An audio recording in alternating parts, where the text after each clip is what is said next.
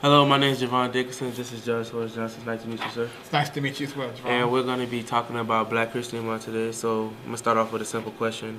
What does Black History Month mean to you personally?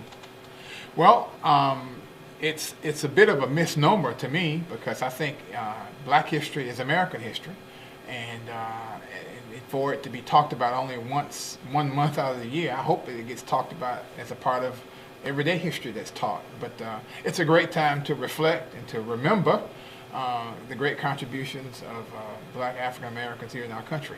First, do you think we differentiate the two, American history and Black history, and why do you think we do that? I think we do, and that's why I said what I shared with you earlier. I think it's important for us to, rather than to highlight our differences, that we might celebrate that we have so much more in common. And so the name to me is, it may be a bit passé. I'm sure Carter Woodson, who founded Black History Month, at the time that it came about, it was necessary.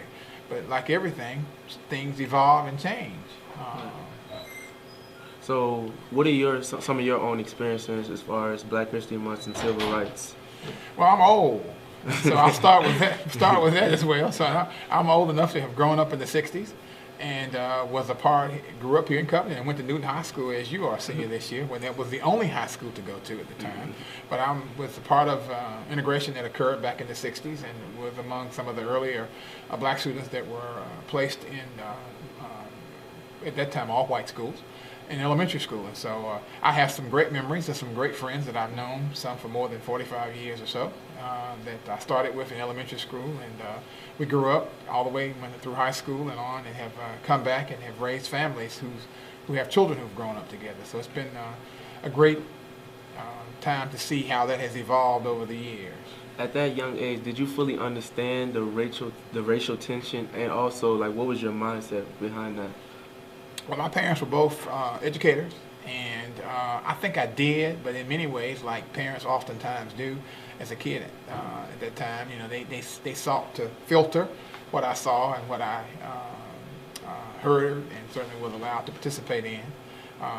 So in many ways, I did know, because they certainly had conversations and kept us informed, and we knew what was going on. And so I have vivid memories of the time. I think I was about 10 when Dr. King was killed in '68, and I remember where I was and kind of what was going on.